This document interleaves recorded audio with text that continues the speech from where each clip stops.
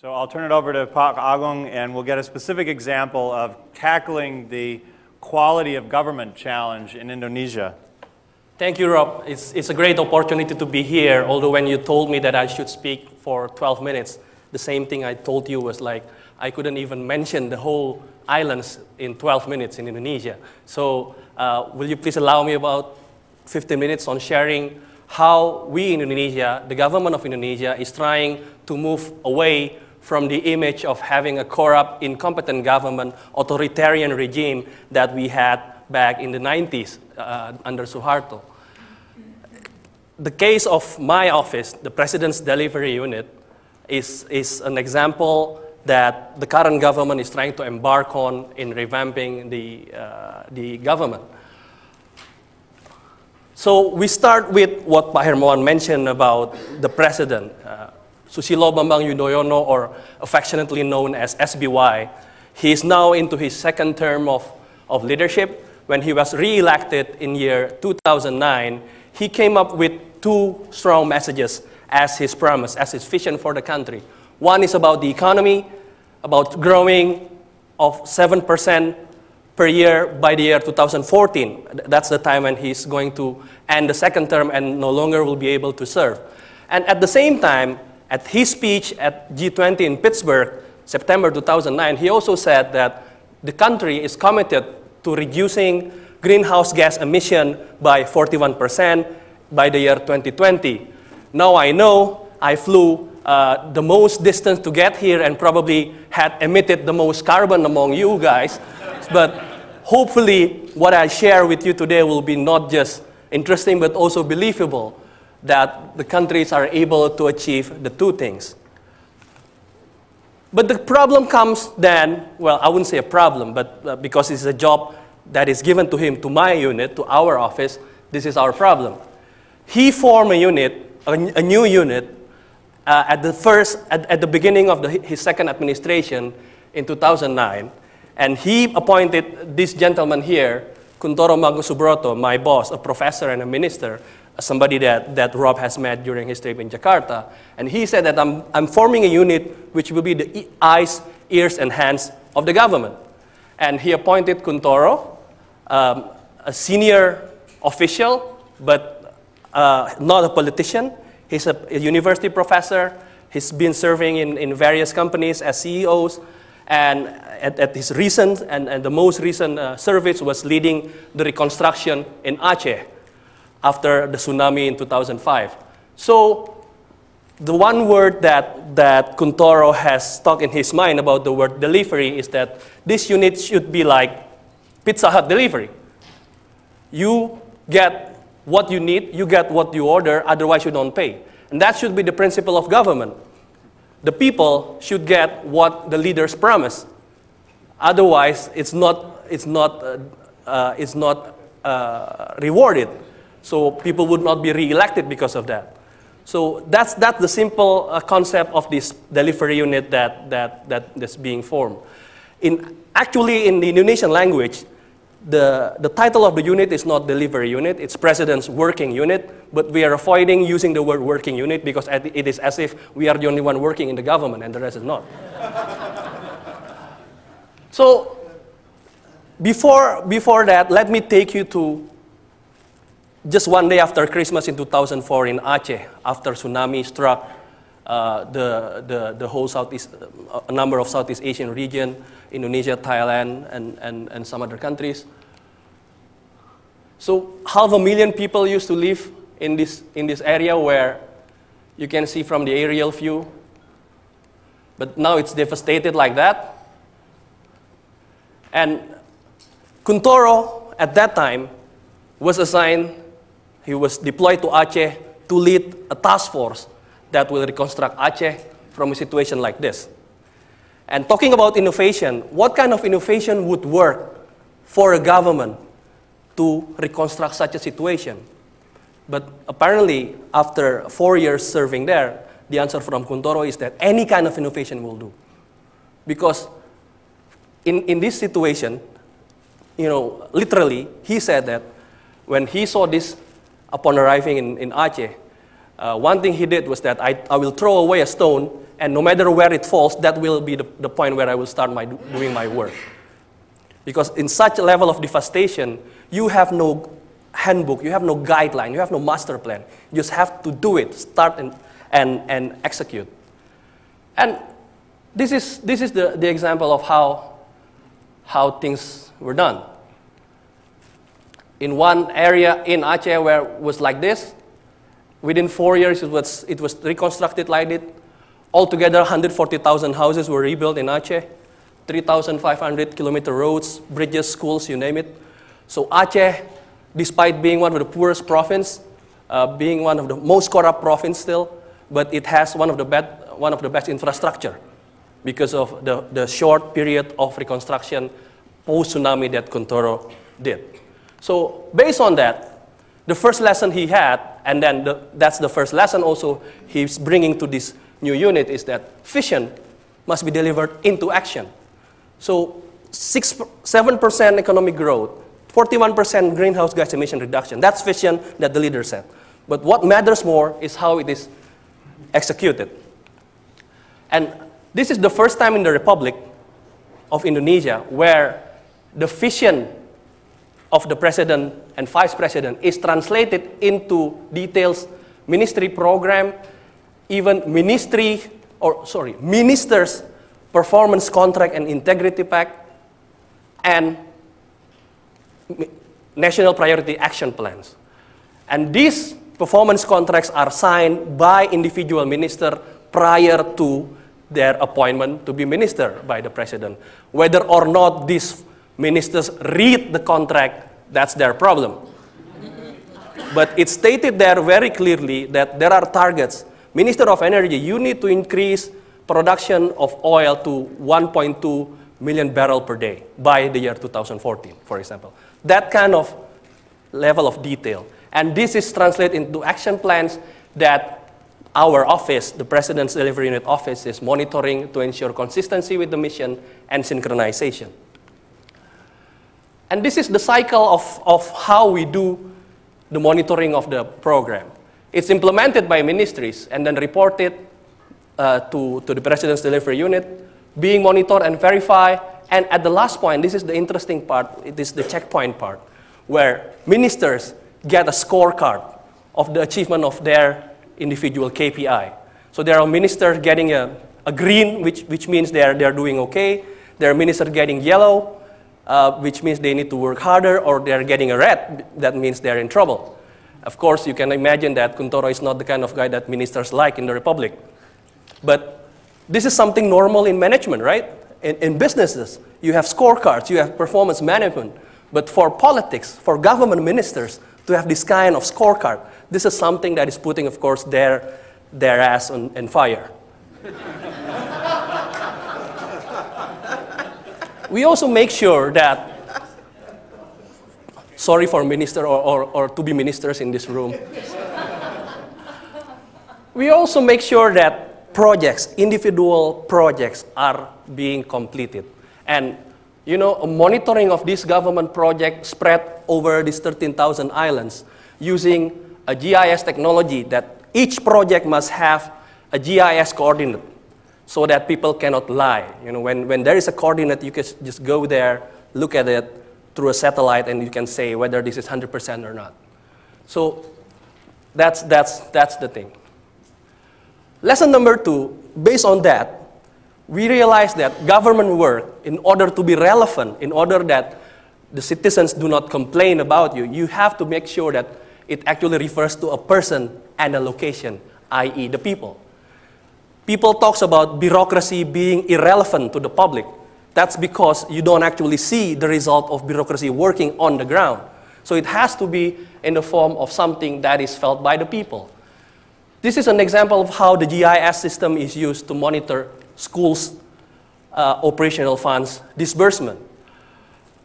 We had installed, through the Ministry of Education, a system that monitors every individual schools in the country through GIS, and how is the rate of disbursement of school operational funds as well as the reconstruction funds that is required. So this system will have this kind of detailed information of each school, and this is installed to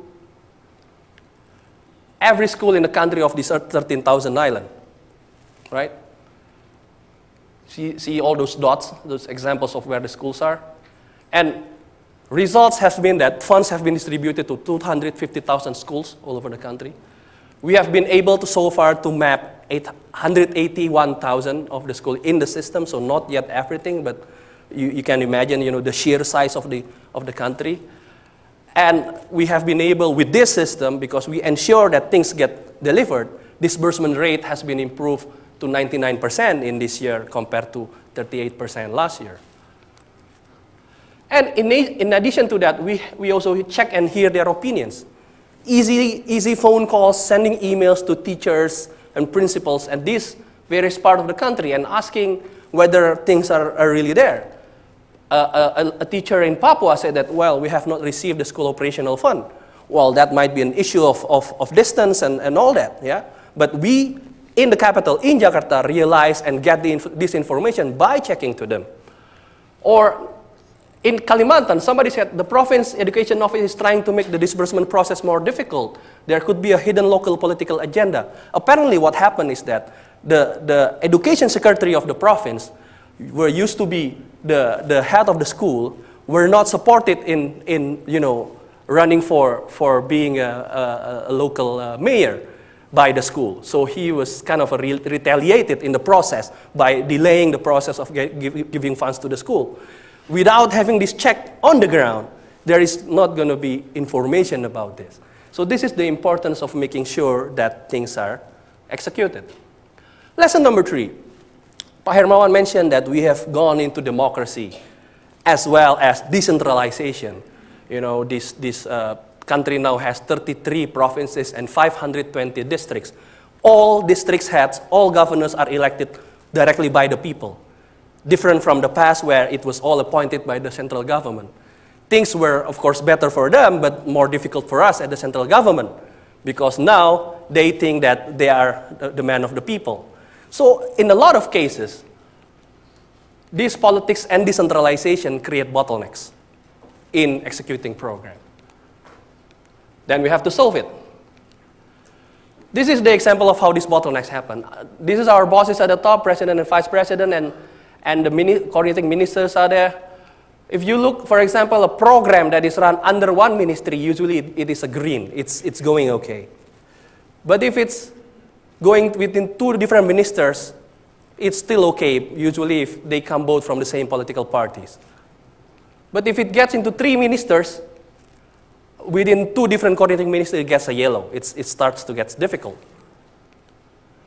If it goes across ministries with different echelon level, it is also even more difficult because these guys who are not the same rank, they can't talk to each other because they feel they are not, in the same level.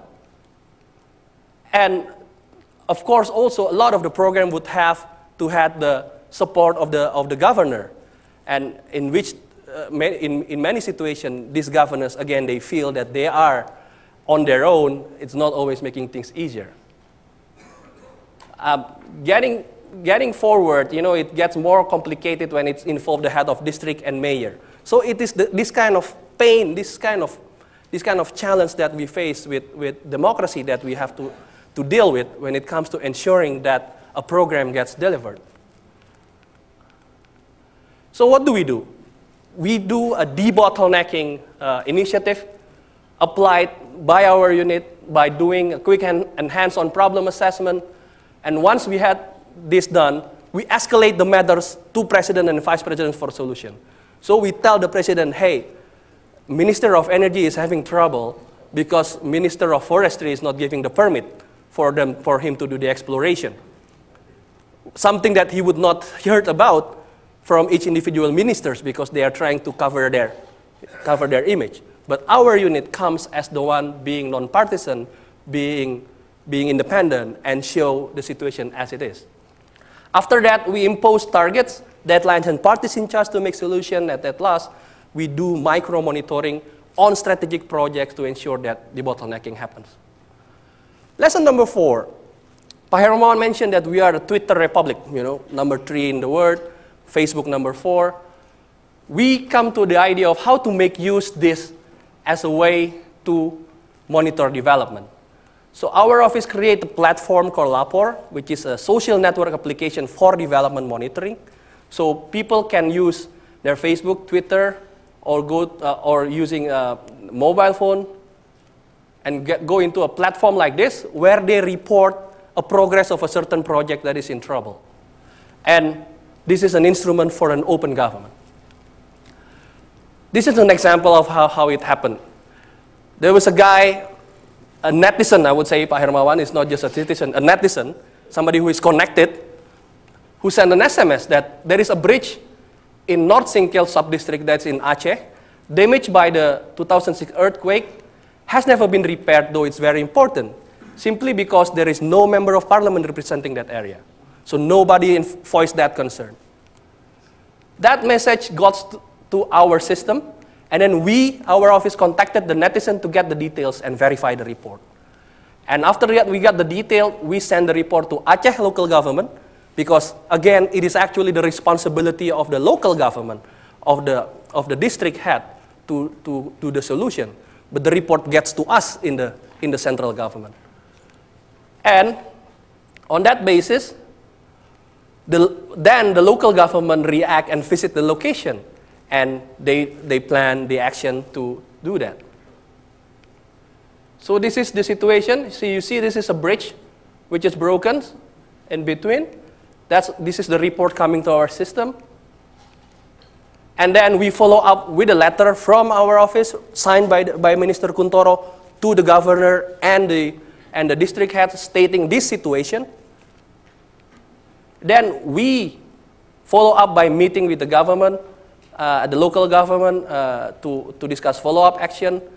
And then they do the necessary check, they propose to their local parliament, and they finally allocate the budget, and at last there is a decision from the local government that they allocate budget to repair that bridge. You see, this is what the interplay between technology, social network, democracy, and decentralization is there. At the end of the day, it has to be in the hands of the local parliament to decide. But the citizen now has the ability to report, to inform situation that is happening on their ground. And this is the basis of an inclusive government. It's not about whether at which spectrum you are, but everyone is involved and is empowered to contribute. At last, this all can happen, this all can take place not through what is called a 19th century innovation of a line and command organization structure like this. Because problems today are different. So what we need is an organization that is flat, has a speed, and has no hierarchy. So our unit, the President's Daily Unit, is a small unit consisting of about 25 people at the core team, but we have a network of information going through different agencies, non-government organization, you name it, as well having the system coming from this Lapor as a crowdsourcing mechanism for people to report. And then we work in a total matrix structure using this geospatial information using GIS that we do in order to make sure that this kind of working culture can happen. So no longer the 150-year-old structure of organization that we usually have in ministries. So this is how we do our work at UKP4. Our office is called the War Room, where all the 25 people sits together. You see the gentleman here who is clearly the most senior, that's Minister Kuntoro, and he's sitting together with everyone. And you see the guy standing over there giving a report is not the senior who is teaching everyone, but he's a 25-year-old guy who just graduated from Tsinghua University in China. He went home from China to Jakarta on a bike simply because he wants to feel the experience of how his ancestors came from China to Indonesia back in the 1800s. And he's so devoted to the country, so he decided to go to work for the government. So this kind of organization and this kind of guy, this kind of people like us, who deals with the problem in the Republic, who doesn't pretend that we know everything, but because we tap into the network of information that we get from different sources, we are able to then deal into these issues and work with ministries, with senior government officials in the ministries in solving the problem. So this is what is known as the war room, where there is no silo, no papers, and a no-nonsense approach. Even the top guy, the ministers, is sitting in the room. So this is the 5 lessons that we have learned along the way of now about 2.5 years of our service in the administration. It's still too early to say whether we have achieved our goal. We have still 2.5 years more to go. But this is at least the 5 lessons of innovations we got from our unit. That vision translated into measurable action is important because we want to make sure that monitoring and verification is effective. Government work must matter to a person and a location to avoid bureaucracy from being irrelevant for the public. We got to fix the bottlenecks caused by politics and bureaucracy by being non-bureaucratic and non-partisan professionals. Everyone in the office has sworn and signed an integrity pact that no one of us is allowed to be part of any political party during our service in the unit in order to ensure non-partisanship. Social network is the driver for an inclusive Indonesia, an Indonesia that involves everybody, because everyone can be connected to the net, can be connected through mobile and contribute to monitor the development. And at last, it's not hierarchical organization, but network of information for action that will serve the country, not to be just the think tank, but also the act tank for the head of state. Thank you very much for your attention.